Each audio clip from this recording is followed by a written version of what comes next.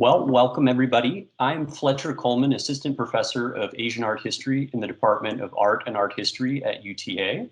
It's my pleasure to host the second panel in the newly formed Dialogues in Art series. This panel series is designed to highlight innovative and interdisciplinary research in the humanities, both within the Department of Art and Art History and across UTA. Our panel today features an exciting group of practicing artists, filmmakers, digital specialists, and art historians.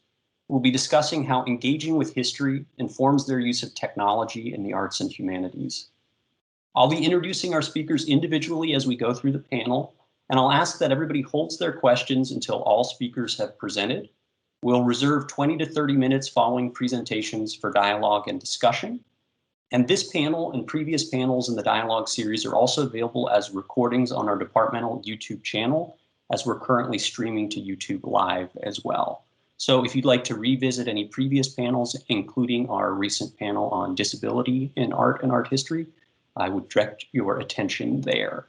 And so now it's my pleasure to begin by introducing Changhee Chun, the Morgan Woodward Distinguished Professor in Film at UTA. And with dozens of commercials, documentaries, and feature films to his name, Professor Chun's work has been recognized and decorated by numerous organizations and film festivals across the globe. Alongside this extensive experience, Professor Chun has brought his sharp interest in the aesthetics, history, and theory of filmmaking to continue building the film program here at UTA. So he'll kick us off with his presentation.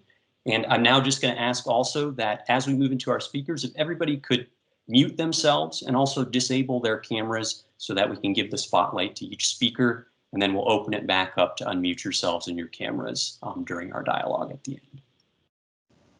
Thank you so much, Professor Coleman, for your wonderful introductions. A couple of things I want to share before I share my screen. Number one, sadly this morning I had a dental appointment and part of my mouth is still numb. So it's not very easy for me to speak loud. So, and also that's why I'm wearing a steel mask even though I'm in my office.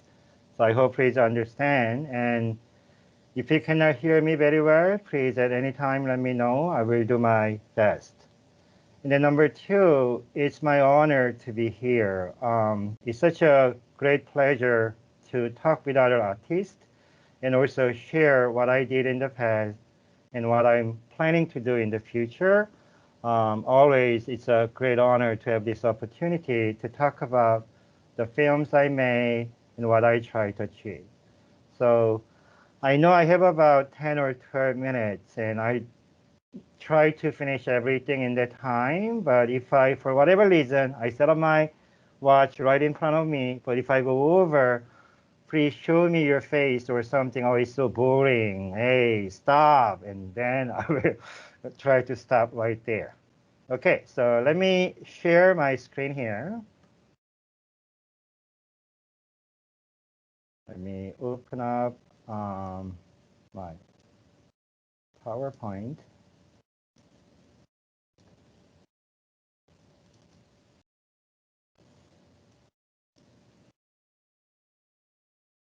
I hope now you can see my PowerPoint screen. Let me try again. Yeah, always at dramatic moments, this is what happened. Just like what happened in the movie. In the critical moments, sometimes that's what happened. That's weird.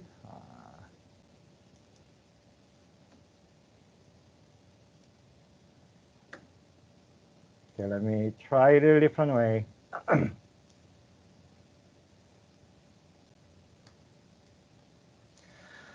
Okay, I think you can see my PowerPoints I made here for today's presentations. I thought about the title of my presentation, and this is what I came up. The Missing in History, MIH to Filmmaking. And before I get it started, one of the first things I wanted to share, this is how I define the concept of experience. Oftentimes I talk to my students, hey, when you create the film, go back to your life and what you experience, and there is a cinematic goal. You know, don't just try to imitate or copy of what you watched in your life. The most powerful story is somewhere inside you. Yes, the challenge is how to dig them out, but your experience should be the foundation of your filmmaking. But then the way I define the experience is this. Oftentimes people just think that experience is just what happens to me or what happens to us. But to me, more important way to define this is that experience is what you do with what happens to you. That is the kind of way I define the experience. That's why most of the films I did is actually based on what happens to me, because in that way, I can be really honest and truthful to the subject and the message I wanted to convey in my filmmaking. So I wanted to share this one first. And then those are the two questions I always ask to myself, and also any film production class I teach. At the very first class, and at the very first moment, I'm going to ask this question to my students. Why do you want to make a movie? Or what kinds of filmmaker do you want to become? Just like any other fine arts form, either painting, drawing, sculpting, being an artist in this current society is a big challenge. It's not an easy job. Sometimes our parents will say, oh, you want to be a filmmaker? Why don't you just keep it as your hobby? You know, you can go to the medical school or law school, you can find a lot better job. You know, being an artist is not something very desirable nowadays. And I know for this reason, I love my students so much because they choose to be a filmmaker. But oftentimes, I also see that in their journey, many of my students will give up. And they will say, this is so difficult. You know, when I watch the Hollywood movie, it looks so nice and, you know, I can do a good job in the filmmaking. But in fact, there are so much things I need to do. It's so hard. Then I will say, if you have a true answer for this question, why do you want to make a film? If you can truly answer that question, you are not going to give up in this beautiful journey, and you will be able to achieve what you wanted to create. If I ask the question to myself, you know, whenever I have a chance to make a film, I ask the question to myself again. If I confess to you guys at the very beginning, you know, when I decided to be a filmmaker, I was about 11 years old. At the time, my answer to this question, I wanted to be famous. I want to make lots of money by making wonderful, entertaining, you know, big budget movies. That was my true reason to be a filmmaker. But throughout my journey, my answer has been changed. And then one of the very important reasons now I have, why do I want to be a filmmaker? Because there are important histories. There are important things people do not remember, or those forgotten voices people need to hear. And in my opinion, no offense to any other fine art forms here, but in my opinion, film is the most powerful communication tool we have in a current society to convey those important messages to the audience. That's why I'm still making a movie, hoping that my next film will be better than the current one I'm working on. There are different ways to see the filmmaking, but those are the four major areas I usually talk to my students and also talk to myself. This is a key elements of the filmmaking. Number one, of course, the story. At the end, it's all about the story, what kind of story you wanted to say. And key points of my presentation today, as I mentioned my title of the presentations, I try to find the story in that missing in history. To me, this is something people need to know. So that becomes sort of the seed of my story development, very strong foundation of my filmmaking. And once I have the story idea, I also need to decide then what kinds of film, what types of the film, or which genre this story can work nicely. Because there are different kinds of film productions. It doesn't have to be a fiction all the time. Could be documentary, animation, experimental film, and so on.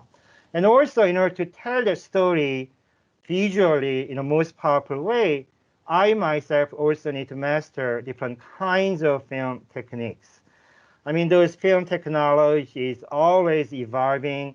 Every year there is a new camera equipment, new techniques, new technology, and so on. So it's not easy to catch up every new developments, but it's crucial for me to understand what advanced technology I can use to tell my story more effectively to my audience. The last area is the audience response.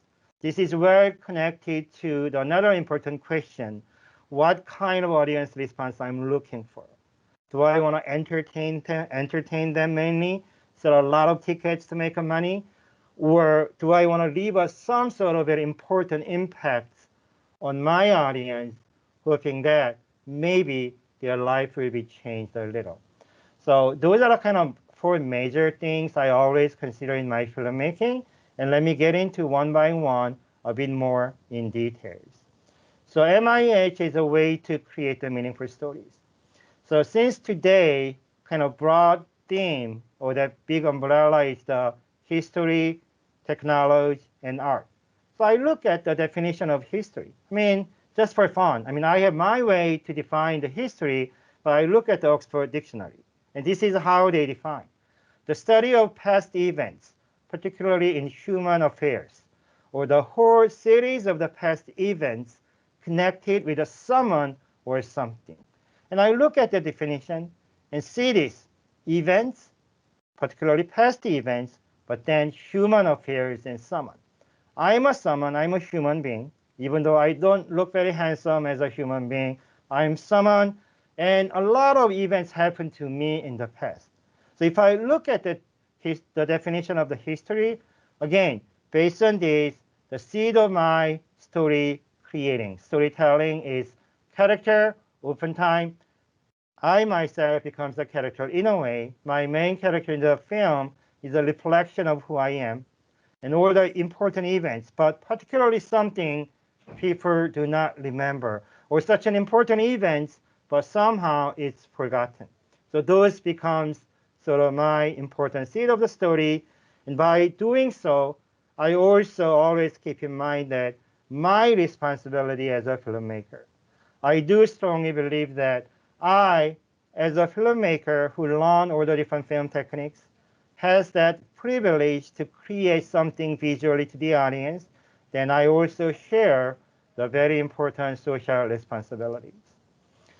So oftentimes I ask my students these questions. So yes, let's create a wonderful story in our film. Then do you have an interesting character, events, or theme, as I mentioned? So what I'm doing in the filmmaking and what I'm teaching in my class, I mean, always those are very well connected. If myself didn't really practice this way well, I cannot really speak to my students about this is a way you can create a powerful story. So sometimes my students ask me what is the best way to create a wonderful screenplay or find a great subject. And then I will say, I will give you 3 words. For that important story elements: research, research, and research. For your screenwriting, after the research, you find an important event which usually happens to you and you want to tell the story. Then the next step, rewrite, rewrite, and rewrite. Those are 3 important words, even though it's the same, I will say to my students. And then once I get that sort of story idea based on those past events happened to me, especially those events I think people need to know because it has a very important meaning or message in that event, then next step is that I need to decide the types of the film. Oftentimes, there are filmmakers out there who focus on narrative filmmaking or documentary filmmaking or animations and so on. But in my filmmaking career, I try not to limit myself to be just a fiction filmmaker or documentary filmmaker and so on. Depending on the story I wanted to tell, sometimes I feel that this should be a narrative film or documentary can tell the story better to the audience, or the music video could be a proper genre I can use for that story. So this is another important part of my filmmaking process. After the story developments, I select the proper types of the films I wanted to create. And then this one, I will make it really quick because this topic itself can take a 1-year-long talk or the class. But then in order to now, I have a story, I decide the types of the films I wanted to focus on. Then in order to make it happen, yes, I need to study and master those important cinematic techniques. But again, main challenge is that those techniques are evolving and developing every single year. New technology always happen. So this is a pretty big challenge. Then once I do that, I need to think about what kinds of audience response I'm looking for here. A lot of movies people watch nowadays, mainly Hollywood movies, those major industry movies, in my opinion, it's mainly consummatory. In other words, those movies achieve its primary effects at the time of screening. Yes, it entertains the audience. Audience are willing to buy the tickets to watch those movies, but then maybe next day, they will forget about what they watched. But there are different kinds of movies which are looking for different audience response. I will say those movies are very instrumental. In other words, those movies achieve their primary effects sometime after screening. In other words, I hope that I can create a film. Let's say even not million people will watch my movie, maybe several hundred, 1,000, but I do want to create a film that which will leave an everlasting effects on their life, hoping that maybe that will change their certain thoughts on the certain topics and so on. So those are kind of, in a very nutshell, how I approach to my filmmaking.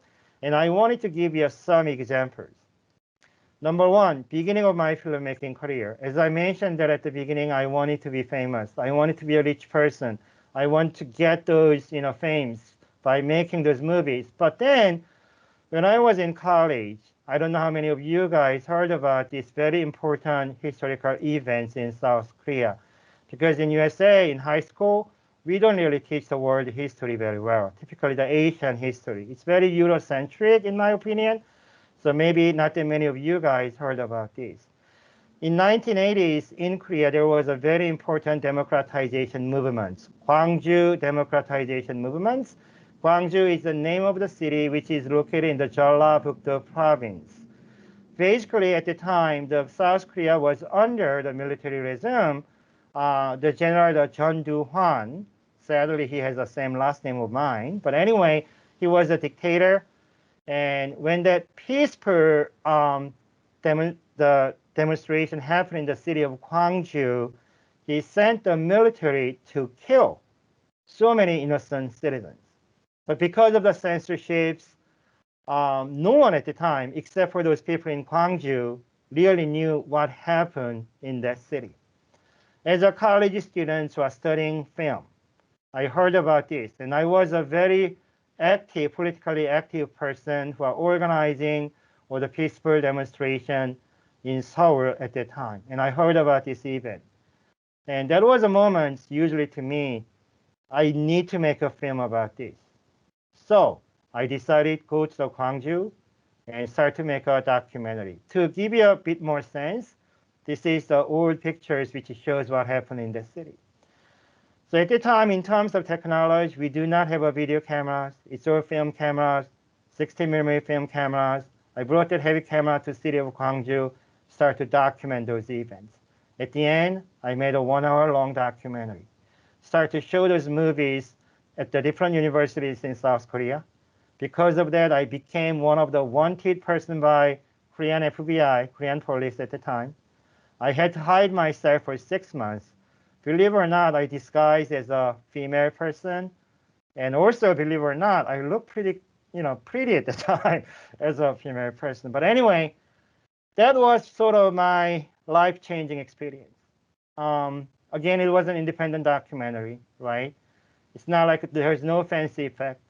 But whenever I show this movie at the different university or at the different small theaters to the audience in Korea, they were heavily influenced by this film, and they discover what actually happened in the city of Gwangju. So after this, long years later, now in Korea. There are many Korean feature-length movies made on these important historical events. I strongly suggest some of those movies, especially that movie called Taxi Driver, not the Martin Scorsese Taxi Driver, but it's a Korean movie. It's really well done. If you are the one who wanted to watch some international films, I strongly suggest. So that was sort of my turning point. After that, my passion and interest in making a film about something people do not know, but they should know, and we need to do something, even though one person cannot change the world. But if we as a team, if we as a people, if we do work together, at least a little bit, we can make a better world. That was my hope. So I'm sure many of you guys heard what's happening in Myanmar right now.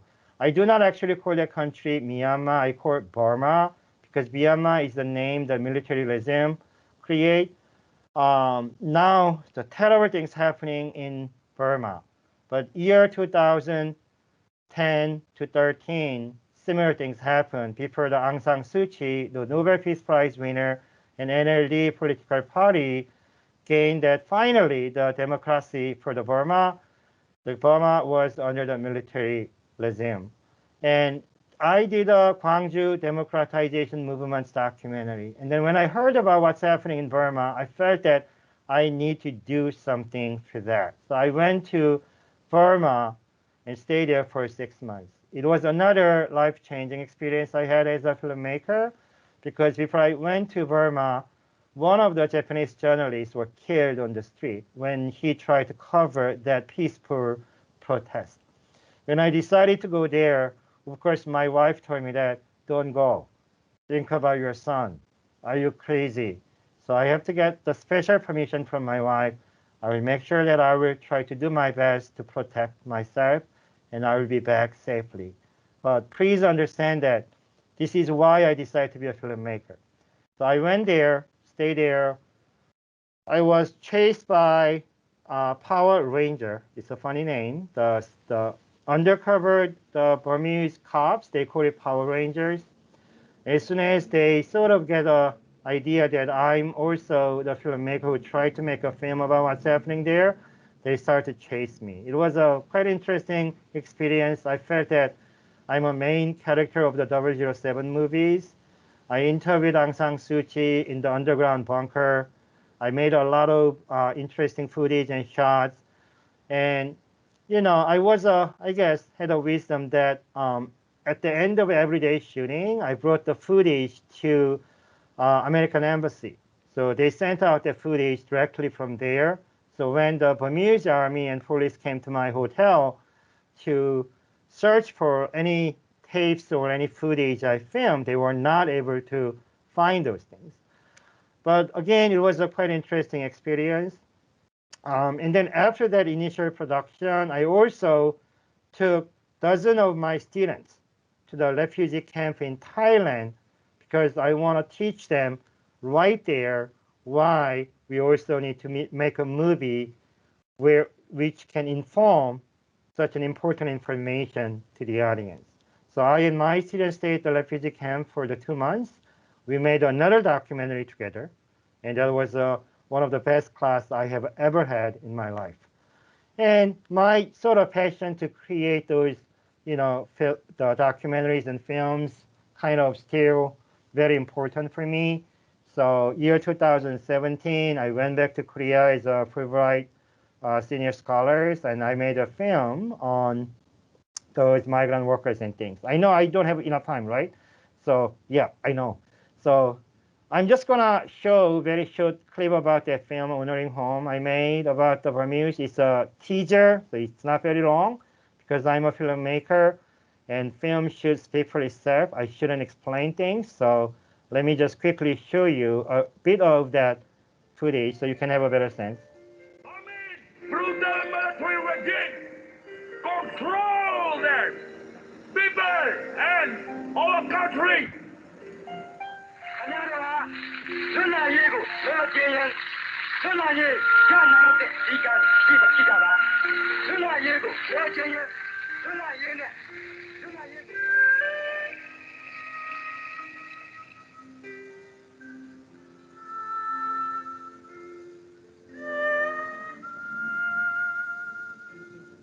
stage 4 lung cancer. It's certainly treatable, and he's responded, but it's not curable. Our people inside Burma seriously suffering under the brutal tyranny government. They need more help.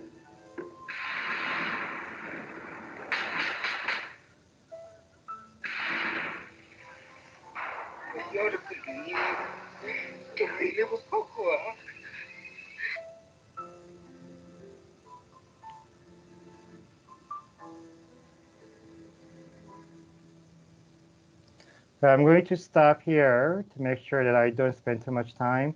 A couple of things real quick about this. Thanks to advanced technology at the time, because when I work on the Gwangju documentary, I have to use a big film camera, but this one, I had a small video camera, and record that was a pin camera, so one of my shirt's button is the lens, and I can hide the recorder in my pocket, so when Burmese police and army saw me, they didn't know I was filming. That's how I was able to capture those critical moments, innocent people that cared. I was almost like 40, 50 feet away from that tragic location. I hide myself behind the banana trees and capturing those moments. That was really life-changing experience. So I'm going to skip other slide I have, but I hope if there are any filmmakers out there who are watching this, please, whatever happens to you, that's the kind of experience, but more important thing, it's what you do with what happens to you. There are many important historical elements in your life people need to know. And use the film as a major powerful tool to let them know. And if you are passionate about this place, then I will give you this last fortune cookie as a little gift. You will find what you see. Thank you very much, and I'm sorry I spent a bit too more time. Thank you very much.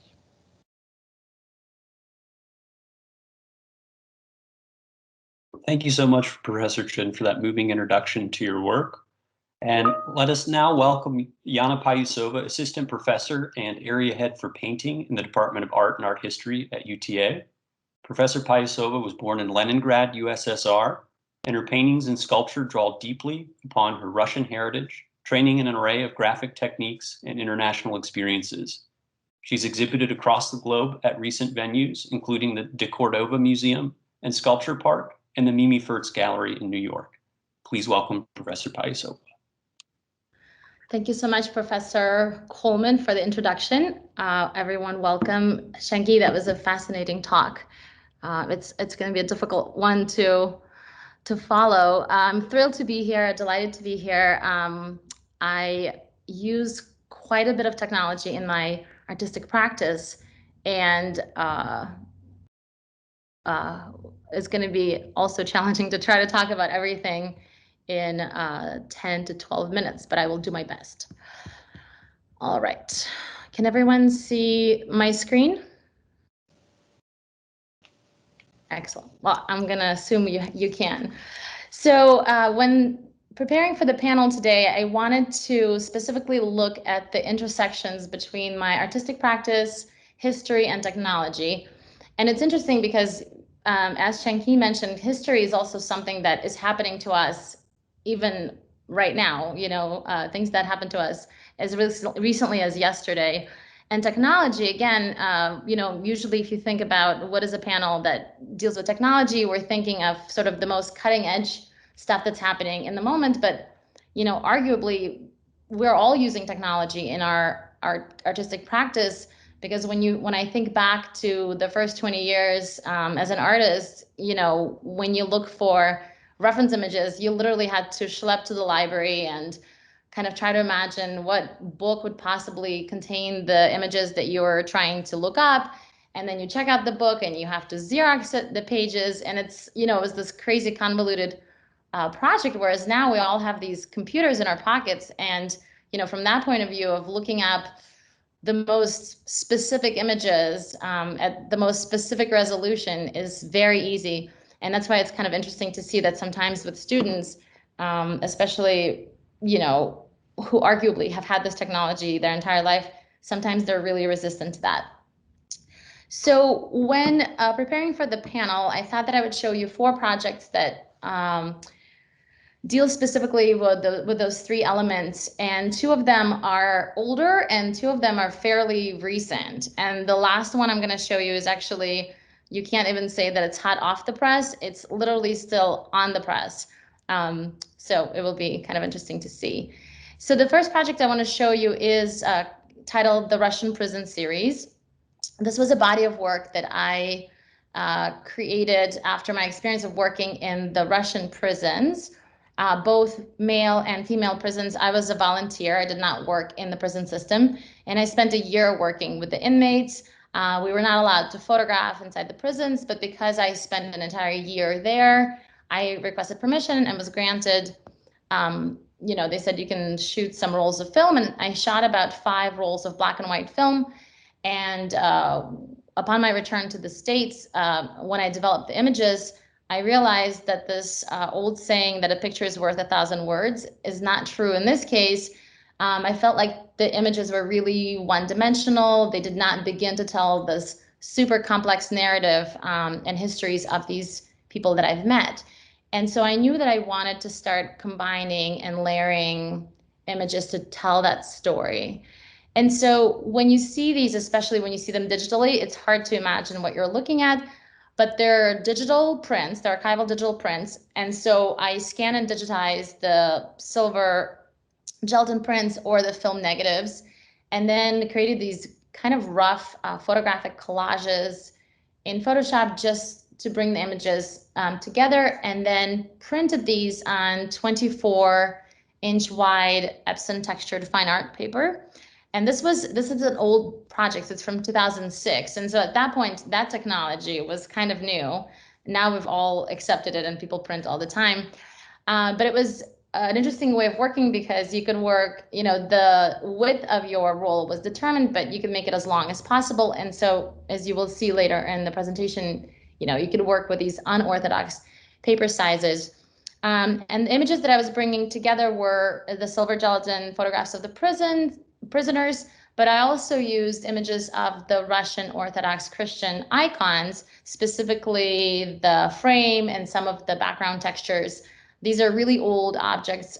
Some of them are from the 14th century, and I did not work with the objects directly. I worked with photographic images, but I wanted to bring that tactile quality into the prints.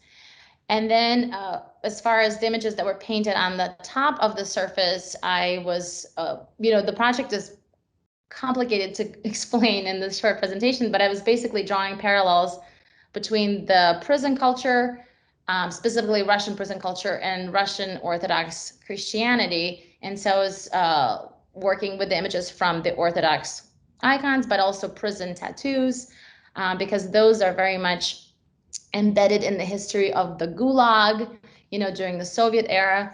And so it became this kind of fascinating project to unravel. And this is just one other print from the series. As you can see, this is much longer. Again, this is probably 70 inches wide, and I have some close-ups to kind of give you an idea of what that surface looked like. And so for me, it was kind of an interesting starting point, because then it allowed me to start combining images that, again, were documentary in nature because they were these particular people. I was able to use records of objects in history and kind of bring it all into this two-dimensional plane. The next project, kind of from a technological point of view, was really similar to the prison series, but I worked with childhood photographs. And again, it might be difficult for people living today to imagine how, growing up, the only time you would get photographed is usually in a formal portrait at school or some sort of big, again, formal event. And sometimes a family, if they had a camera in their house, they would shoot one roll of film, and it'd take an entire year doing this. And so at the end of the year, you would develop, you couldn't also bring those film to, you couldn't send it off to get those printed. You would have to have somebody who knew how to print those photographs. And so this is me in the middle over here in a very fuzzy hat.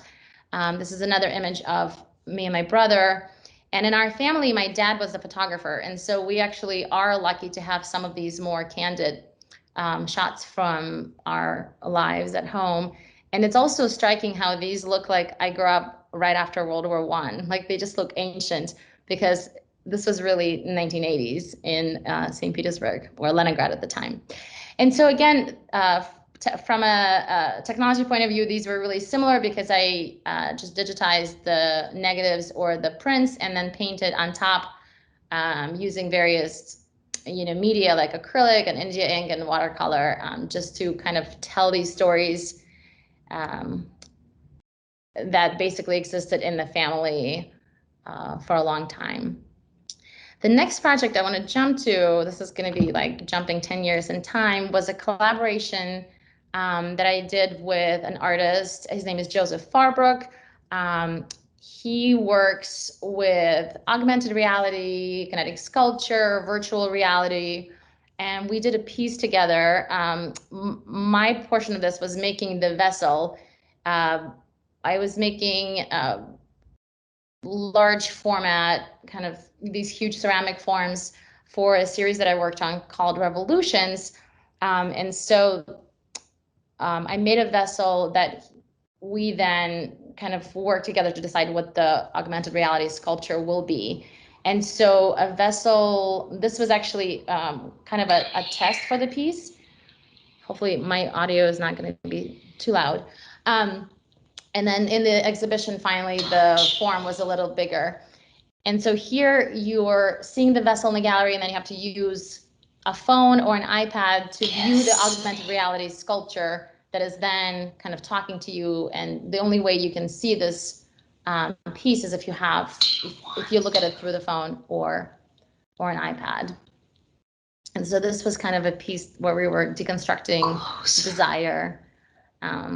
And virtual reality is, again, sort of more pervasive now and people understand what it is. But, not that long ago, 5 years ago, I think there was this event at, I think it was Wellesley University campus, where I think one of the sculptures on campus was vandalized, and they actually canceled the augmented reality sculpture exhibition because they thought they wanted to make sure that no other sculptures will be vandalized.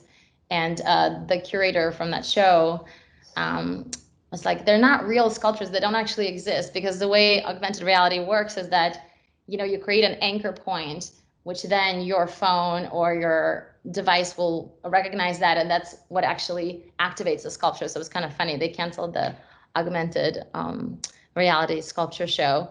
And so, and the piece I want to show you now is completely, I have not shown it anywhere or talked about it at all. This is sitting in my studio, and I just kind of filmed it for you just to give you a sense of how this piece is coming together. So this is also going to be a collaboration. I'm making like 90% of this work, and then Joe Farbrook is going to be doing the animation that's going to be embedded in this frame. And so this whole piece is going to be about competition and games and spectatorship, things like this. Making these porcelain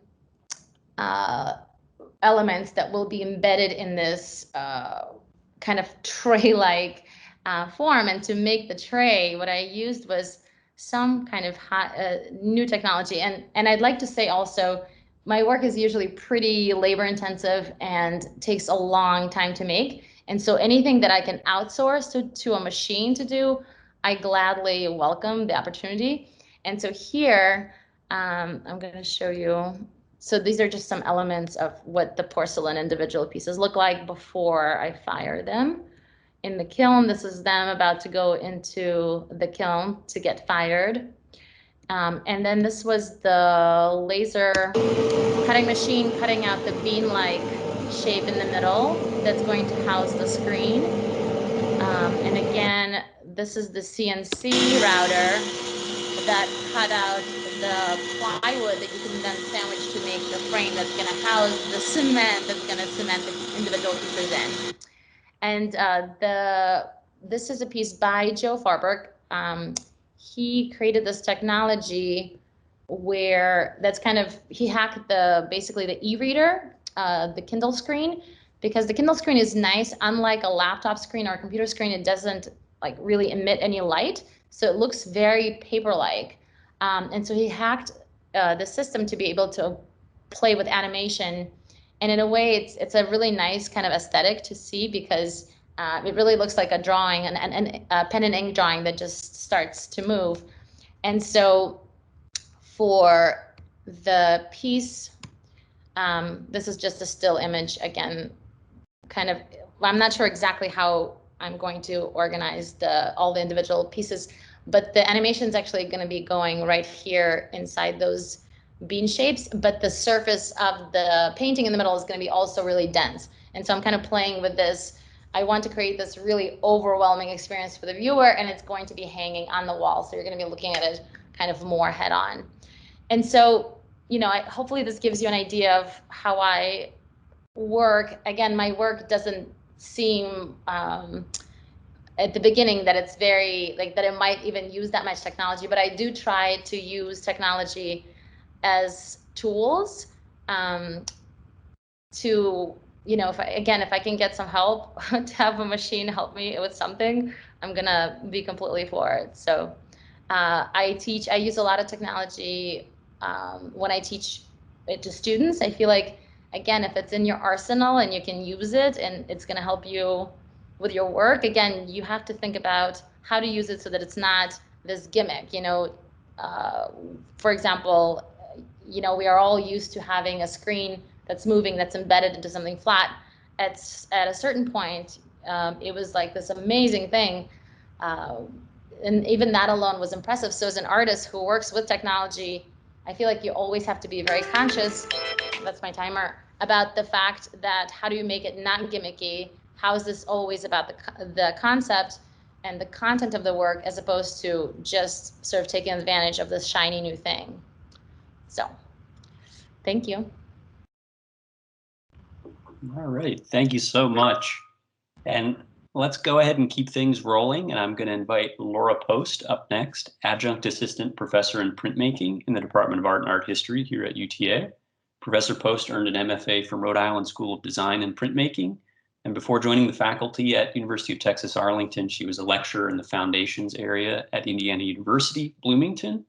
And with training in Chinese and Japanese print and papermaking, Post's work has been featured in numerous national and international exhibitions. And since arriving in Texas, she's been part of the Print Austin Contemporary Print 5x5 and will be exhibiting at the Fort Worth Community Arts Center and has workshops scheduled at the Arlington Public Library, Fort Worth Public Library, and Fort Worth Botanic Gardens.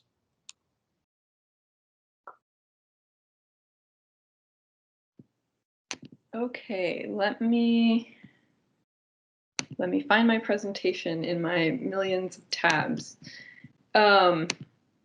Okay, so thank you for that introduction, and I'm so excited to be here today, and I'm so excited to hear about all of everyone else's work. I'm just getting all kinds of ideas.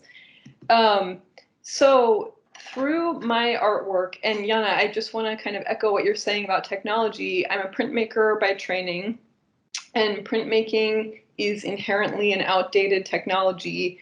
And I like to delve into the most outdated forms, the most original forms of that technology, and then also push forward into the most cutting edge version of that technology, and even beyond what people might think of what a print can be. And so all of the different techniques that I use to create any individual artwork introduce me to a lot of different, or introduce me to a different, every different process introduces me to a different community and a different arts community. And so the physical object, for example, this piece here, the physical object includes the kind of all of the interactions that were in the background that led me to this moment, in addition to the content that I'm also trying to express through the work. I feel like all of the people and artist communities and places and different technologies that I've encountered also kind of culminate in this physical final object. And so what I'm trying to do in the work is redefine portraiture by expanding the boundaries of the print medium. I've worked in portraiture pretty much from forever, and I started to have this sense that the individual portraits that I was creating of one person, there was a lot of the point of them was to imply a lot of, to bring your own associations to what that person is, to make a lot of assumptions about that person. And I still think that that's beautiful, and it allows you to reflect on that individual. But for me, I was thinking about how that person comes from a context, from a community, from a group, is an individual who is been shaped by other individuals. And I started to get interested in how I could express that through the work. And so these sculptures are the type of work that I'm doing now. They include, for the most traditional technologies, Chinese woodblock printing, which is one of the first printmaking techniques in the world, and Japanese woodblock printing, which is similar, papermaking, and casting. So I'm going to call it analog casting, and then also the cutting edge technologies of 3D scanning and CNC routing. So to just go way back really quickly, I've had some very pivotal experiences in my life, and one of them was the opportunity to study woodblock printing at China Academy of Art as an undergrad between my junior and senior years. I had done intensive Chinese language training, and I had been interested in different artists, and I got a grant and was able to go and study at this academy. What I learned when I was there, and this photo is now jumping 8 years ahead, or 8 years forward from the last photo. When I was in the academy in China, the students there were learning the same techniques, the same woodblock printing and all printmaking techniques that I was learning back home in the US. So they were using oil-based inks. They were doing, traditional European lithography and etchings and woodblock prints. And I knew from my historical studies that there was a tradition of Chinese printmaking inherent to that place. I had studied traditional Japanese woodblock printing in my college classroom in the US through a faculty who had had an opportunity to learn through a residency program and was bringing that technology back to the US. And Japanese woodblock printing has a strong kind of following. There are commercial venues where you can go to buy all the tools and materials, and there are workshops and everything, but none of that exists for Chinese woodblock printing. So when I was in graduate school, and all the things, I'm trying to weave this into kind of a linear narrative, but all of these things were happening simultaneously and at different times, and so it's a little bit of a messy story here. But when I was a graduate student, I had this chance to study at Rongbaojai, traditional Chinese woodblock studio in Beijing, and I spent a lot of time. I spent about 5 weeks total working every day with the carvers and the printers to learn this process. I was one of the first Westerners to have the opportunity to have a really extended stay to get to delve. So this is a carved block before it's printed, with just very minute carving details, and then this is printing as an example. And so then I got back to the US and I worked to bring this back into my own studio and teaching practice. I was able to actually teach a winter session intensive semester course on this process, the Chinese woodblock printing process, and then I started to use it in my work. And this is an example of that's one of the early kind of Chinese woodblock print method prints that I was doing back in my studio. And these are some other examples. And so now I'm going to set woodblock printing, the one outmoded technology that I learned, and I'm going to bring in another one, which is papermaking. And so through another study abroad program as a graduate student, I was able to go to Aogami Factory in Japan and learn traditional Japanese papermaking. Again, another traditional technology that's been very important to both printmaking and the development of civilization, and something that's not fully outmoded yet, but is, you know, more and more as things go digital, it's becoming a technology that we're going to think of at like printmaking, where as we make it, we're kind of preserving the history of the technique. And again, this is an example of me bringing this back into my studio in the US. And as a printmaker, kind of unlocking papermaking, it's well, I won't go into too much detail, but printmakers think about printing on the surface. Paper is just like a thing to be used that sits under our work. And once you kind of unlock the ability to make your own, it really changes how the things that you can do with it.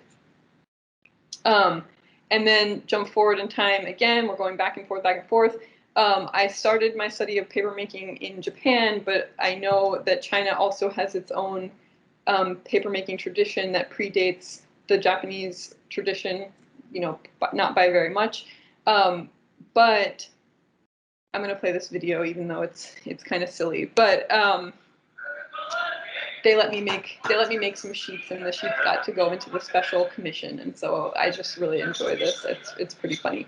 But in all cases, the Chinese, you know, woodblock tradition and Japanese woodblock tradition and papermaking, and in both of those places and in the West, they're all related, but it's those subtle differences in the technology, in the tools that are used, in the way those tools are used, and in the materials that you're using to print with and on, or make paper with and on. That's the selfie photo op at the end.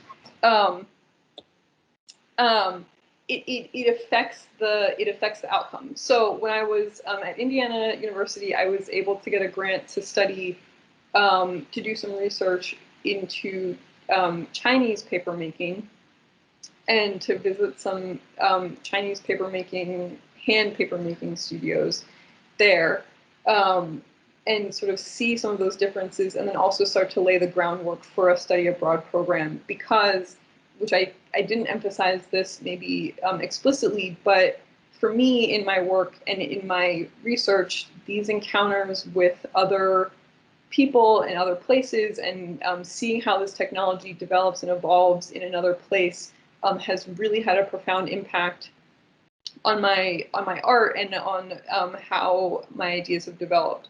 And I feel that it's so important to introduce and give students that kind of experience, whether it's through, you know, these kind of digital exchanges that we've been able to do this past year, or to physically bring students there, or to bring these technologies back here, or into wherever that classroom is, to help kind of expand that worldview and bring more of that exchange possibility.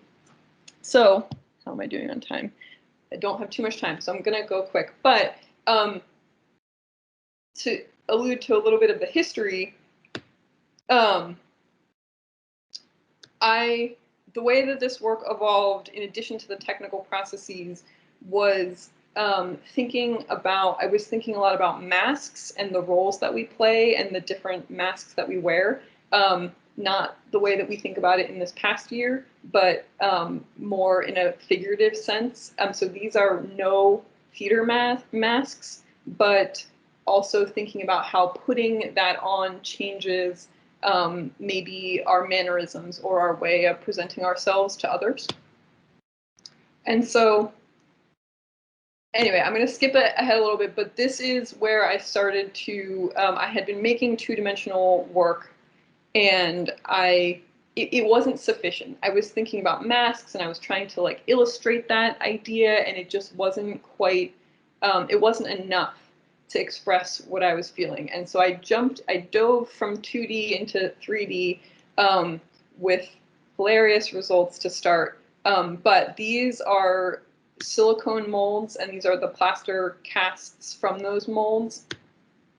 And then I started to use the materials that I had been, these traditional techniques and tools that I had been using to create those. So here is a paper cast from that mask, and I realized through many iterations of that process that this like peeling back of the skin and creating a three-dimensional version of the skin is really different than creating a flat version, right? So my foundations lessons of going from 2D to 3D, I was like relearning all of that.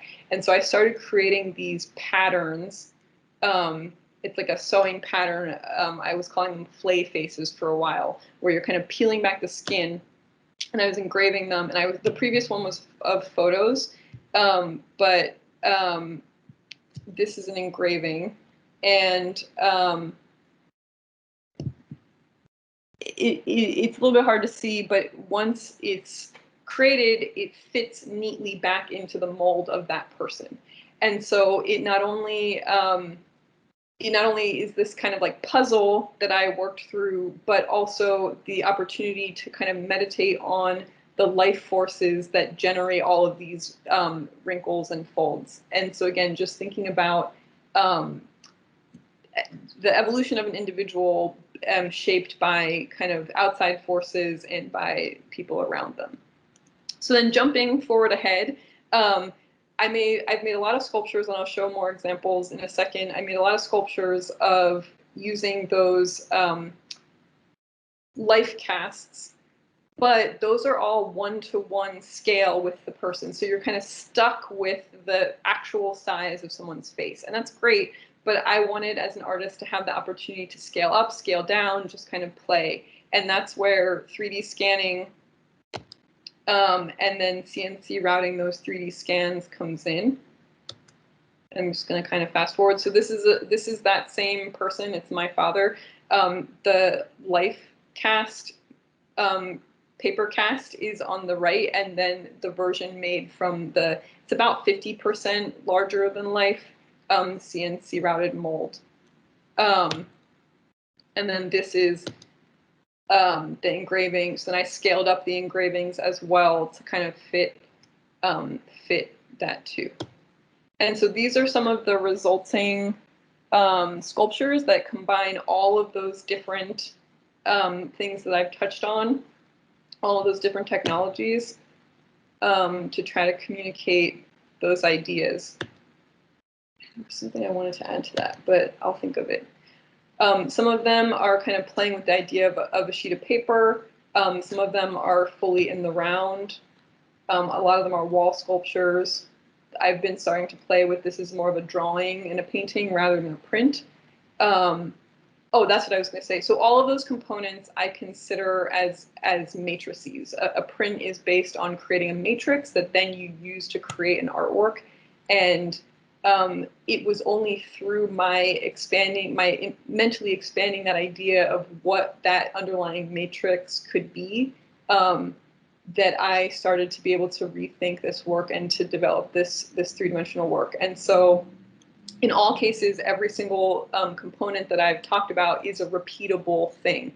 The mold and decal allows you to create exactly the same sheet of paper every time if that's what you're looking for. Obviously, woodblock prints, engravings, and then with the casts, you have your cast, which allows you to create the same thing every time. And with the newest technology, I consider the 3D scanning file to be my matrix in that case, which I can use to output the same thing every time. And so there's more that's not related. I'm not going to talk about that. And I just want to thank you all again, and I'm excited to hear the rest of the presentation. Thank you. And share. All right, thank you so much, Professor Post. And it's my pleasure now to introduce Kenton Rambsy, Assistant Professor of African American Literature and Digital Humanities in the Department of English at UTA. Dr. Rambsy's research utilizes his extensive training in the digital humanities, including techniques ranging from data analytics, text mining, and mapping software, to bring unique approaches and awareness to topics ranging from Frederick Douglass and Jay-Z to the history of Black writing at the University of Kansas. Welcome. Hello, everyone. So let me begin by saying this. In the 21st century, large numbers of professors are calling for teachers and students to rethink traditional essays and expand the types of compositions that we can produce in writing classes of the digital age. Adam Banks, a professor of Stanford, surmises any approach to writing instruction that we design or advocate for in this moment must deal in depth with both the challenges and possibilities posed by our relationships with technologies. The rise in digital technologies has shifted how we perform research and teach our students how to write. And the amount of data available at our fingertips changes the types of compositions we can create related to academic and popular culture subjects. Data storytelling is an essential skill set in an ever-increasing digital world. It's defined as a structured approach for communicating data insights, and it involves a combination of three elements: data, visuals, and narrative. The presentation of information using graphs, brief text descriptions, charts, images, videos, and multiple colors engages audiences beyond the conventions of words, numbers, and sentences. So today I want to talk with you all about how I got started in this idea of data storytelling, how it fits within this idea of interacting with digital technologies, and how it is benefiting and how it is shaping my research and my teaching. So first, I want to share my screen with you all to just share a few links. Well, first, I want to talk about this. As an English professor, I'm really into this idea of how do I get people more interested in African-American literature, even though they're not going to be specialists. And this is a daunting task because oftentimes when people tell me when they find out I'm an English professor, specifically in African-American literature, the first thing they do is, please give me something to read. What about this? This is what I'm interested in. And I always like to communicate that, hey, that the study of African-American literature is not just any Black writer who's written a book, even though that does constitute an African-American writer, but it deals with what are scholars paying attention to and writing about. So this data set, this visualization project right here that I made with Tableau Public, it takes 300 texts by African-American writers, and I use a weighted score to gauge their significance. The bigger the bubble here, the higher the weighted score. How did I get the weighted scores? I used JSTOR, Project Muse, the New York Times, Google Scholar, and other search databases, and took the amount of times that each actual text was referenced by some scholarly text within the data set, just to give us an approximation. As you see, novels seem to be privileged most because they have more novels in this visualization than poems and autobiographies. I'm going to scroll over. Invisible Man, Ralph Ellison received a score of 47.4. This helps us to comprehend, specialists and non-specialists alike, to comprehend information about African-American literature without being a specialist. It seems the 1960s, if you click on this, it will change. The 1960s and the 1970s were especially productive decades for the scholarly reception of African-American literature. Now, how did I get started in data storytelling? As a professor of African-American literature, I got started with the rapper Jay-Z, and let me explain why. Jay-Z, oftentimes people say, well, is rap poetry? And then I respond with, well, whose poetry? I like to point out that finding data about Jay-Z, a rapper, was a lot easier than finding data about a writer such as Ralph Ellison. There's so many sites such as Rap Genius and Who Sampled that you can scrape data from to tell engaging stories, but we've not yet develops strong or robust public repositories that collect data related to even African-American writers. So let me show you. The Jay-Z mixtape is a digital book that I published with the University of Illinois Urbana-Champaign. And I kind of just walked through a few engagements with Jay-Z. For instance, he's a Brooklyn-born rapper, but I like to also map his collaborations to show that even though he is from New York, so many people have had, so many different regions have affected his sound as an artist. So if you notice, this is his first album right here. He doesn't collaborate with as many people, but if you click to one moment, let this catch up. his last album, you can see that he collaborates with people from New York all the way to the West Coast. This is just one way of giving an idea of how the evolution, the sound of his music changed, especially based on his collaboration over the course of his career. I originally began, after getting started with Jay-Z and getting into tableau public, I again turned back to more traditional literature. This tableau public visualization visualizes what I like to call the Big Seven. I received a seed grant here from the University of Texas at Arlington to hire research assistants to help me produce a robust data set that canvasses 100 anthologies to see how often are Black writers re-anthologized. Even though over 400 writers have at least one story, it seems about 7, well, 8 right here, I'll explain why Langston Hughes is here, are the people who are only reprinted the most. Now, I call it the Big 7 because Langston Hughes, like these other writers, they have at least 1 or 2 stories that's been republished at least 8 times. Langston Hughes, it seems that editors haven't been able to decide on one story in particular.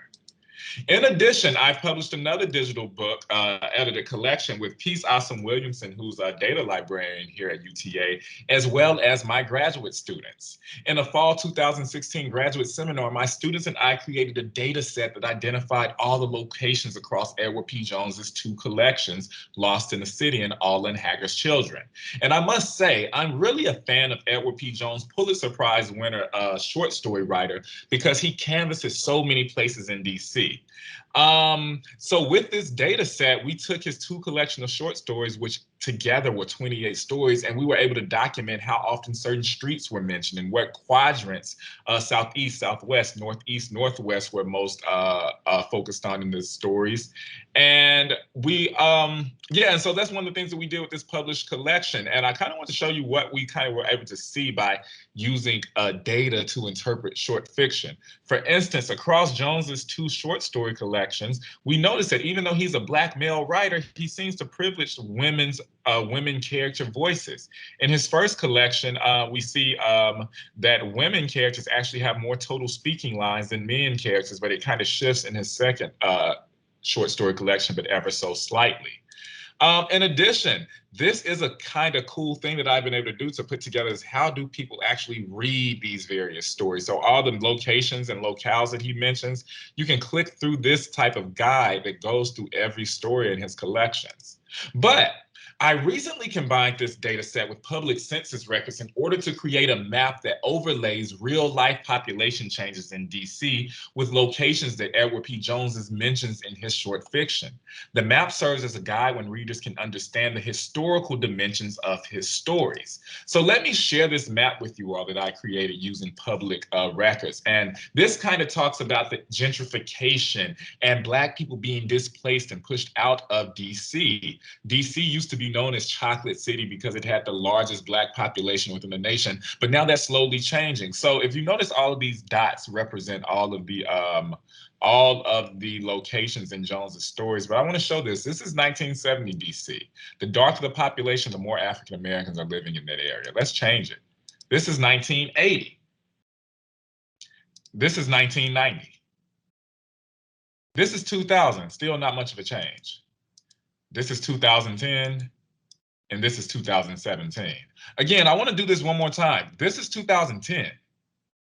And this is 2017. As we see, the light of the purple shades show there's a lot of displacement going on here. So since Jones's stories are not all set in present day DC, his references to specific landmarks serve as indicators giving insight into the decade of each story.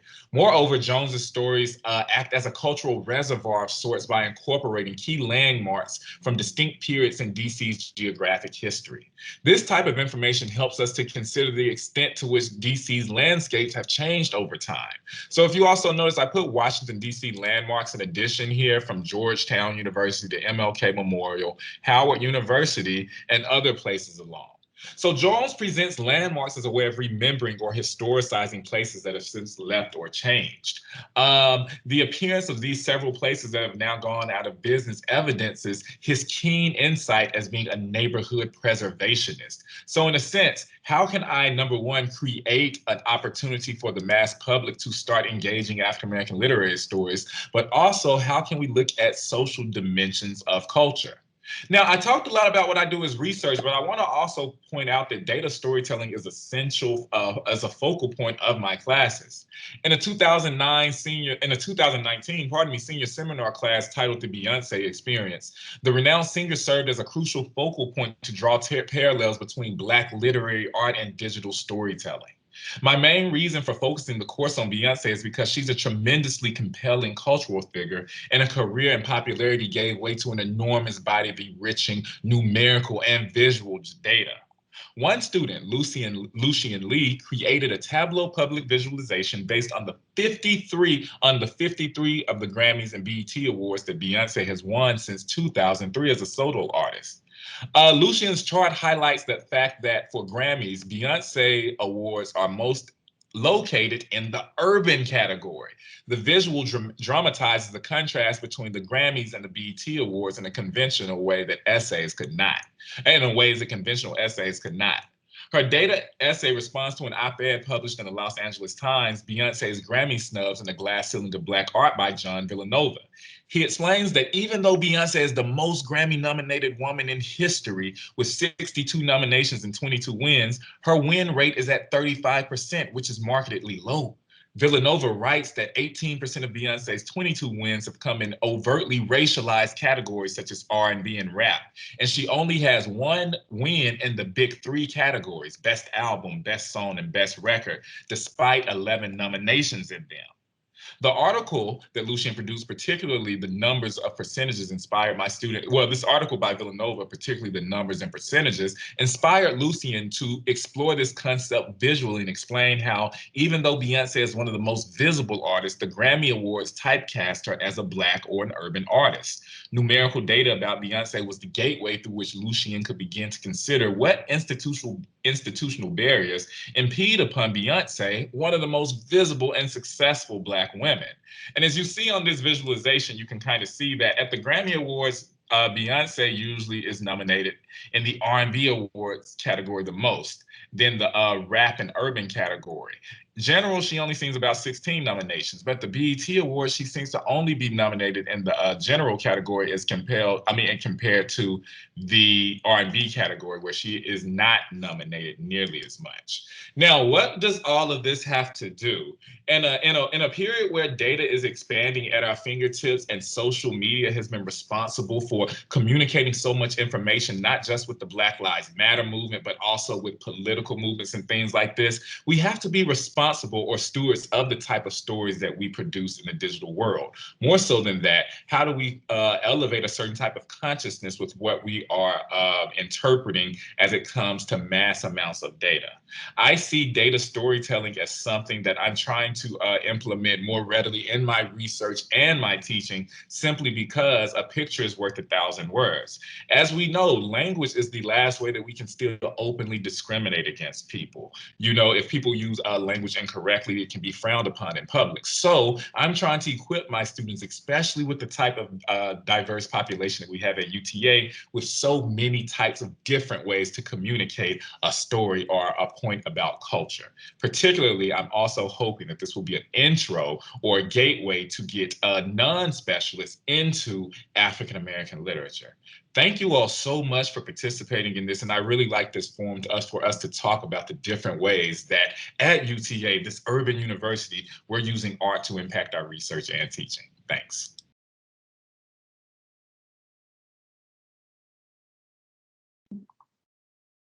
Thanks so much, Dr. Rambsy, for sharing those wonderful data visualizations and your exciting research. And since we have a captive audience here, I'm going to go ahead and take over the podium now for our final presentation. I'll try to keep things quick. We'll go over just a little bit, hopefully, and take 10 to 15 minutes for some panel discussion here at the end. So let me go ahead and share my screen.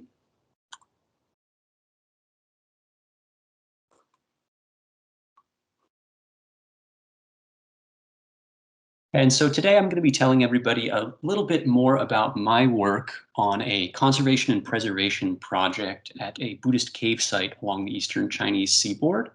And as you'll see, my framing is going to be in terms of the overall digital project, but also looking at the way in which analog approaches to the archive can help inform some of the digital work that I've been a part of as well.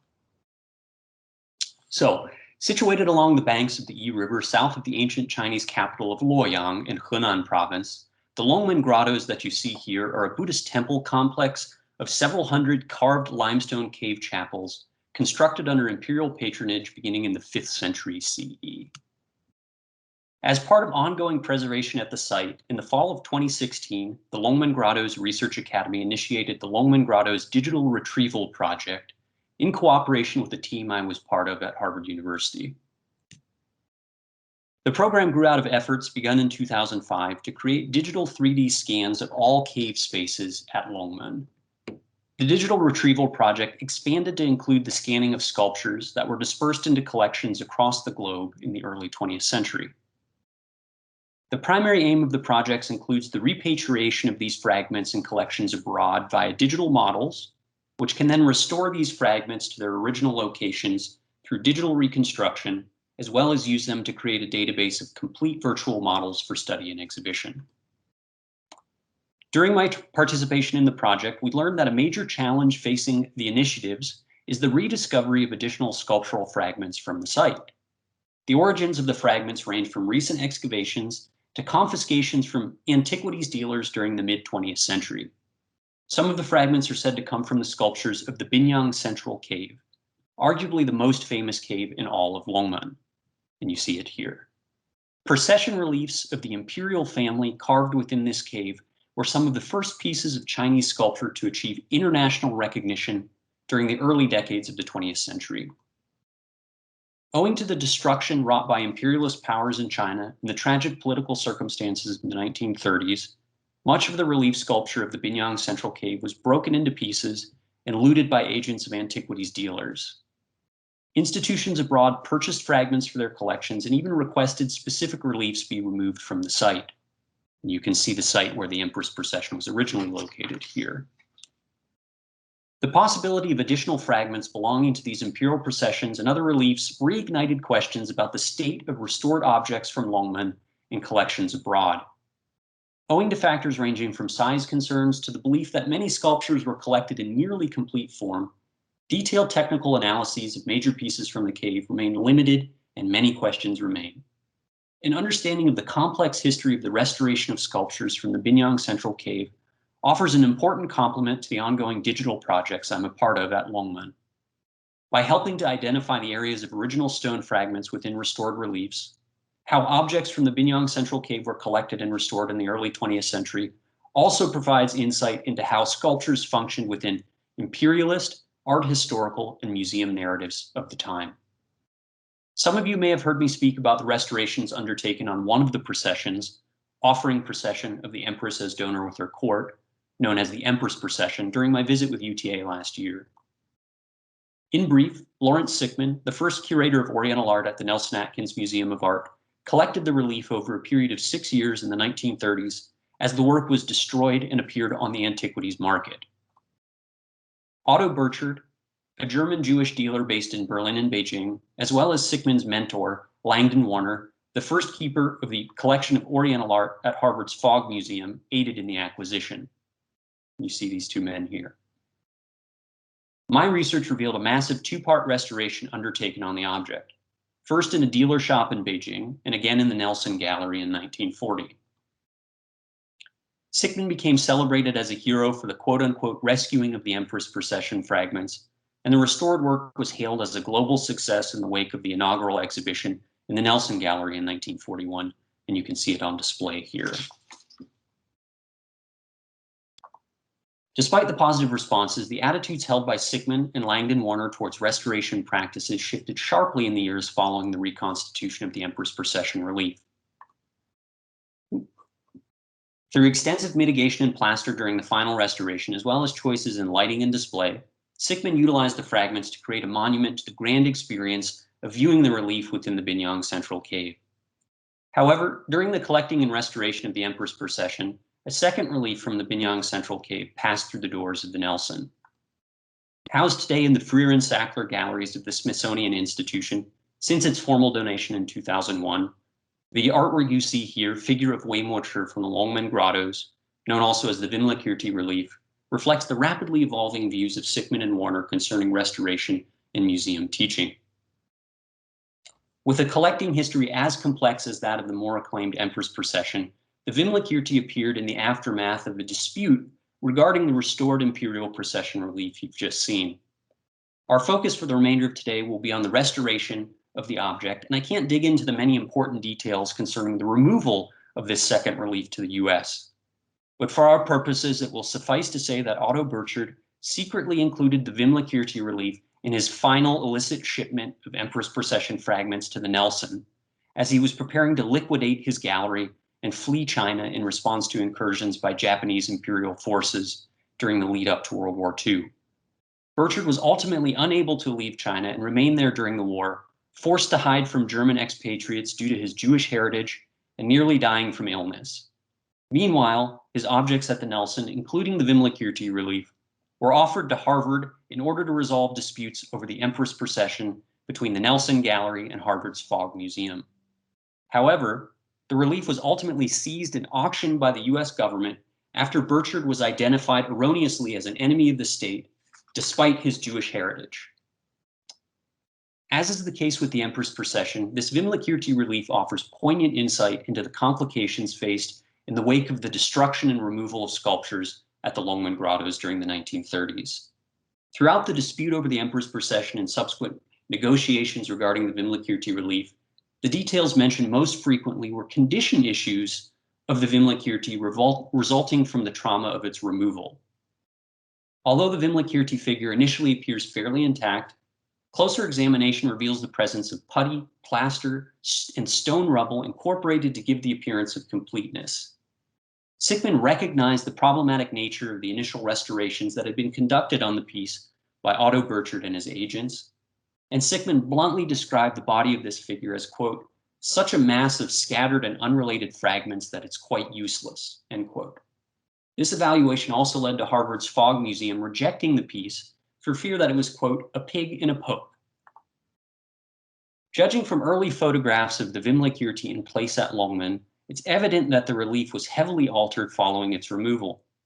Most noticeably, the curvature of the body was flattened out during its restoration, because as you can see here, it actually extended over the corner of two walls in the original site.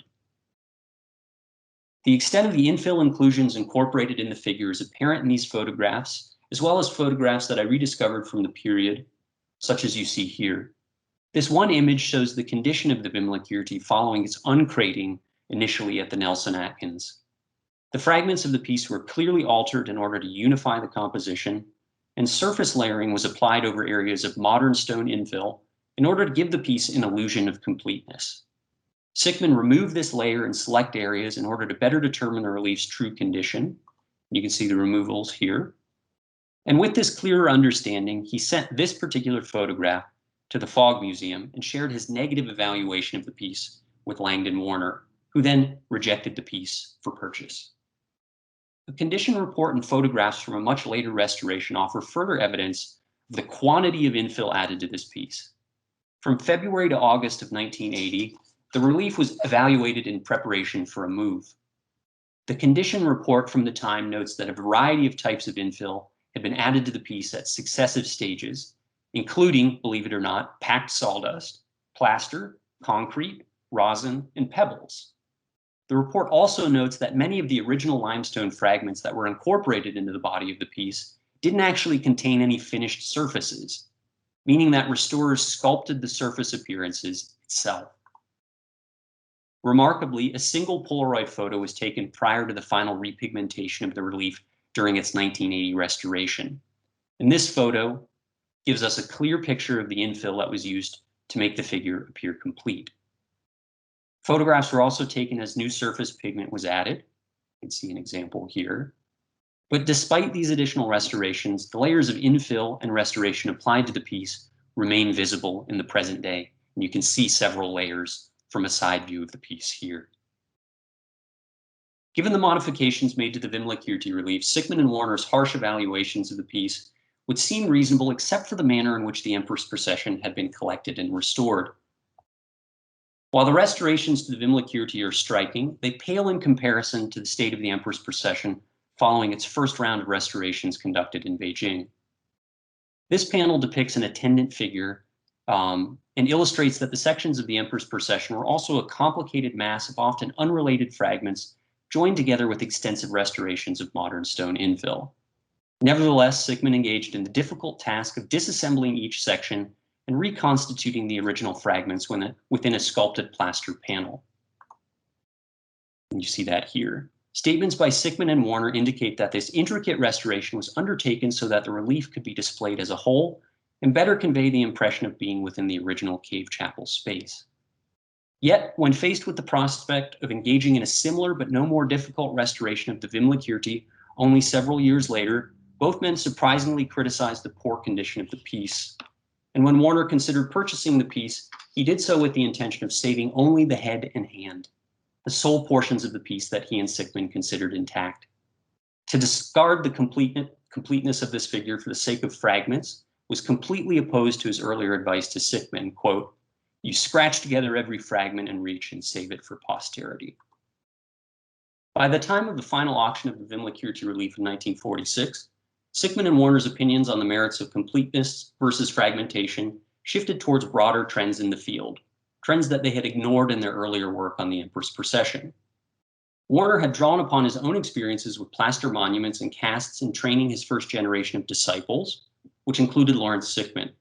In turn, Sickman treated the restoration of the Emperor's Procession as though he were producing a plaster monument for educational purposes. The different views expressed in the treatment of the Vimla-Kirti relief relative to the Emperor's Procession encapsulate broader changes occurring within museums during the period. As the field of conservation science grew, the desire to restore pieces into misleading but visibly complete objects gave way to the stabilization and preservation of works in a fragmentary state. When approaching the Vimla-Kirti relief, Sickman and Warner perhaps learned a lesson from the difficulties encountered in securing and restoring the fragments of the Emperor's Procession, and this lesson was reinforced by changes in the young field of conservation, as well as the abandonment of the use of plaster in monuments for education. So to conclude and return to the Longman Grotto's digital retrieval project, a thorough understanding of the restoration of objects in international collections provides valuable support for 3D scanning projects. In the case of objects such as the Vimla-Kirti and the Emperor's Procession that underwent major transformations, the restorations utilized to complete the objects can mislead 3D scanners. And because the restorations were physically incorporated into the artworks, scanners have difficulty distinguishing between areas of original stone versus infill and surface restoration. These challenges extend to efforts to reincorporate newly discovered fragments thought to belong to the works. How might the original locations of these stones be determined if scanners can't analyze break patterns on the original fragments due to the restorations in which the fragments were embedded?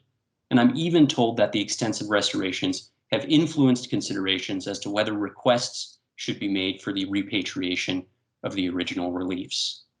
So the restored Vimla-Kirti and Emperor's Procession reliefs are remarkable objects that physically encapsulate changing ideas during a dynamic period for the study of Chinese sculpture, capturing the trauma of removal and demonstrating how objects were first understood in new contexts. The reliefs are irreplaceable in the condition in which they currently stand.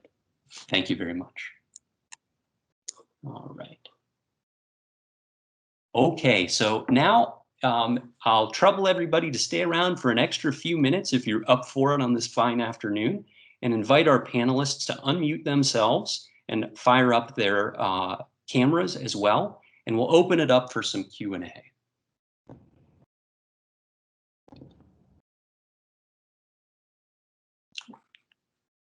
Okay, I think my screen has stopped sharing there as well. Perfect. All right. I see we have a hand up from Leah. Would you like to unmute yourself and go ahead? Hi, yeah. So a number of folks mentioned, you know, the use of technology in teaching. And so I was wondering if y'all, in a maybe a more general sense, could think about like from the student perspective, what you've seen is most valued, I suppose, you know, like what are the most engaging on the student side in terms of the technology that you've incorporated in teaching, and what have students most responded to, I suppose, is what I'm asking.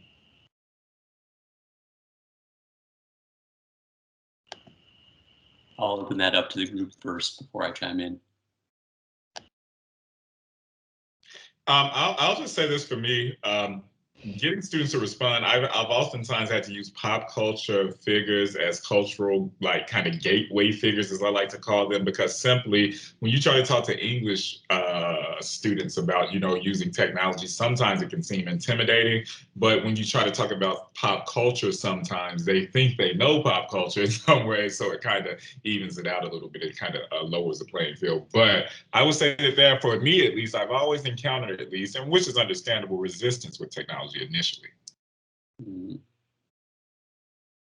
Yeah, I'll add that I think that my students particularly enjoy engaging with the 3D digital models that have been created of the cave spaces that I work on. Gives them a chance to immerse themselves in the spaces without actually physically traveling to the sites. And it's also an important way of engaging with issues concerning the ownership of cultural heritage and the repatriation of antiquities. And I have an assignment that I particularly like to do that not only utilizes these models, but has students create dossiers arguing for or against the repatriation of specific cases of objects surrounding these restoration and preservation efforts as well. I want to echo what Kenton said a little bit, which is it surprises me sometimes that, well, I guess because in art you're asking them to use like very specific technology, so they might be used to like TikTok or like they have their apps and programs that they're used to using, and when you want them to use like Photoshop or like something that's either more robust or you have a specific way that you want them to students to engage with it, I always find it interesting that can be a challenge, and I think it goes back to that technologies get outdated so fast. That like what I'm familiar with and what I'm trying to use is totally different. But then like finding those, I don't know, finding the way that the access point for them, I think that's the key more than any specific technology. Yeah, I find it that if I show them the available tools that we have, I find it that everyone acts impressed and says, yes, this is great. This is so wonderful that we have it. But unless you incorporate it into the assignment and say, okay, you have to use the laser cutter for this, that's it.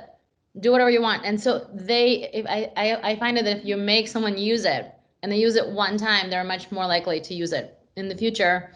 Otherwise, you can do these demos, and if it's just, you just appreciate it from afar.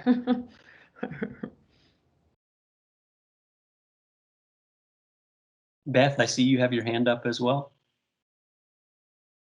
Yes, thank you. I wanted first to thank everybody for a fascinating presentation, and my question then takes the next step with this issue of, we admire your use of this technology, but we feel intimidated doing it ourselves.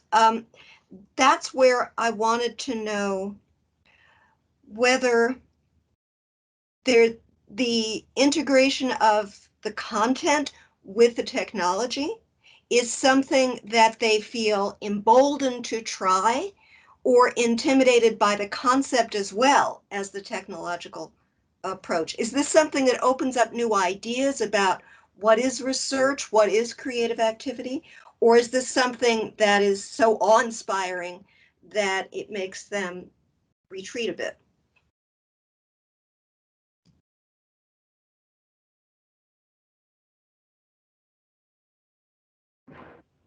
Well, I'll chime in quickly again and just say, Beth, yeah, this is on my mind often, and I try where I can to incorporate hands-on activities into modules in my courses, and I consider the use of technology to be along the same lines of the tradition of technical engagement.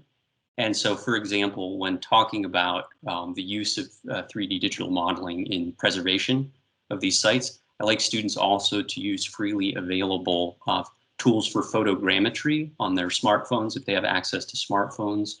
And it's a very simple version of the technology, but you can do some fascinating things with just taking barrages of photos on your phones and then using them to digitally model out objects, from everyday life or artworks. So to show students that, there are many different layers to engaging with these technologies, some of which can be very intimidating, but many of which are very approachable to use. Yes, I agree. I also think that even if the first time you use, a specific technology or a machine, you might feel like you don't know where your work fits into this, into the possibilities offered by the machine. For example, a laser cutter, it has a very particular look. And so sometimes the students will say, well, I'm not interested in that. My work is very different. And so I like to challenge them to think, if we just think of this machine as just a tool, we all can use a screwdriver very differently. We can all use a pencil very differently. And so I think the challenge is sometimes for them to see where this can be applicable in their process. But I feel like, again, if you just do it one time, as awkward as that may be, the second time is easier. I would absolutely agree with that. I always try to find, like, with visual essays that I do in my class, I usually produce a template first. And it's always this thing when I notice it never fails. By the midpoint of the semester, after we've modeled something and they had to incorporate it in an assignment, then they're the most confident people in the world after spring break, and they're so empowered to do these things. But the good thing is, or at least one of the things that I've seen as a positive, that I oftentimes see them taking this that we do in a class about African American literature and apply the concepts to so many other subjects broadly with data storytelling. So that's one of the things that I do see as kind of like it does enable them to make it applicable to their own life and interest. Yeah, and I just want to echo that also, Beth. It's such a great question because it's something that I think about constantly with printmaking, because I am the purpose of it is to teach them these outmoded technologies, and but for me in my own work and my own practice, those have given those technologies, those processes have given me such a voice to talk about what I'm interested in a contemporary way. But it's like that spectrum, sometimes the projects end up leaning more towards the technical, and sometimes they open up more to the conceptual. And I always want them to be everything. I always kind of say I don't like the paint night party, model of making artwork where like everybody gets the same thing and we're all just like, even in a workshop setting, I just like won't give people a template. Not the same kind of template as you can, but like a you're gonna carve this exact thing and it's gonna look like this at the end, because I'm just not that interested in it. But that does lead to sometimes, some projects end up being really interesting conceptually, but not as technically developed, and then vice versa. And I just have to come to terms with that. And I think it's good because over time, it's just what everybody said. You're building those skills. You're getting used to all of it. It's like a lot going on at once, and then each time both aspects get better and better. And just one other thing that I thought about in general, as far as technology goes, I find that the students learn so quickly. And that's the one thing, because I think they grew up with all of this technology already. Because I feel like when I was in graduate school, you could spend a semester on Photoshop, whereas now it's just a few lessons. There's so much stuff out there that they can pick up on their own, and they're just a lot more, they're just quick, they get it really quickly. So. And also, I think now we have tutorial videos. There are so many possibilities with technology for them on their own time to be able to try to get comfortable with a new technique. I see we have a question from Amanda as well. Hi. Yeah. So I was trying to figure out how to word this because it's a bit of a selfish question, but I'm wondering if any of you have had thoughts about this. I am currently writing a book with a co-editor from the University of Arizona, and our book title is Decolonizing. It's actually the Rutledge Companion to Decolonizing Art, Craft, and Visual Culture Education. And it's split into 4 sections. So it's history, space and land, mind and body, and the digital. And we got the fewest amount of proposals for the digital section. And we are still searching for authors who are working in this realm of thinking about decolonizing the digital. And so hearing all of you talk about how you use the digital or technology in your work, I'm just curious if you've ever thought about ways in which you might decolonize the digital or decolonize technology, or maybe how technology is perceived in terms of the ways in which we might think about decolonizing, because I feel like there are power structures around the digital and technology, and there's access issues. There's all kinds of things, right? But I'm just wondering if any of you have thought about this for your teaching or research. Absolutely. I'm sorry. Absolutely. There's this thing called the digital divide.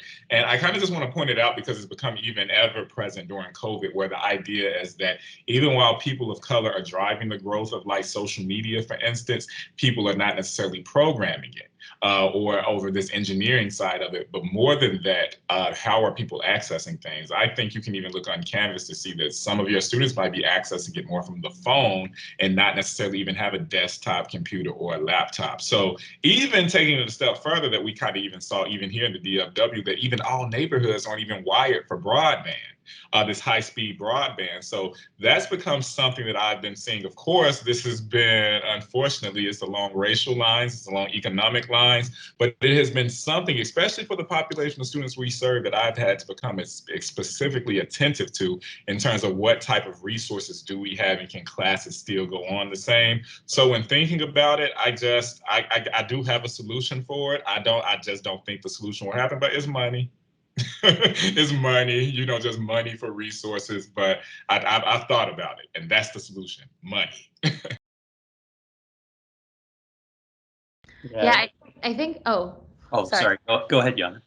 No, I think it's true. I became more aware of it this year during COVID because we are digital all the time, and so you're constantly seeing kind of the dynamic in the classroom where you're right. Some people have to be on their phone. Some people don't have a microphone. Some people don't have a camera. And I think maybe before I wasn't as aware of this because if we're using university tools and we're all in person, then we're all sort of using the same, we all have the same access, or at least people in the classroom have the same access to the technology. But I think, especially if things kind of continue in this realm where we are online a lot more often, then it really does become about like, how do we make it an even playing field? Because it's difficult to make a presentation if your mic is not working, or if your, internet's cutting out, you end up sounding unprofessional and unprepared. And, and then of course that can be further elaborated of how that person is perceived as a student or professor, et cetera. I was just going to echo Kenton and say that I do think that money is the huge issue here. And I'll just say from my own experience, China's been an interesting case study, in particular with the work that I was discussing today, because China has made the digital preservation of these cultural heritage sites part of the economic plank associated with the expansion and development of digital technologies, especially AI in China. So there's been a tremendous flood of government money for support of equity and access in digital programming, as well as these types of scanning projects. And so I think it's had tremendous success. I mean, it has hit some speed bumps, including a lot of, I think, overlap of projects. But I think that the results have really been remarkable there, and think, yeah, we should get on identifying these problems and putting money behind them and effort. And then the last thing, but the thing is I don't think any of this exactly relates to like an artist or an individual, but there are things we're obviously noticing.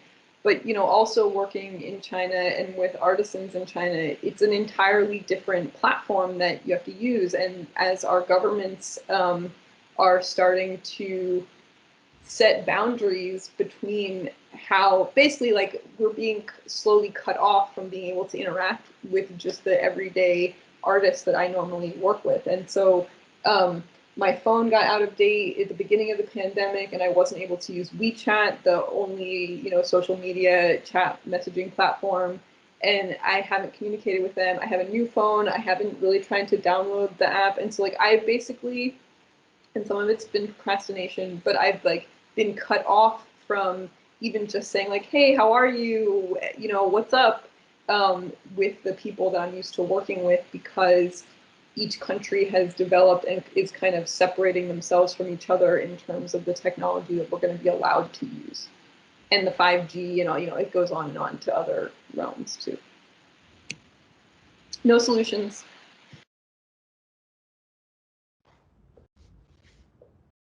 Thank you. I just thought it was interesting that, we didn't really get a lot of submissions, and I thought, well, what's up with that? Because the digital and like technology is such a big topic nowadays. It just made me wonder. So thank you.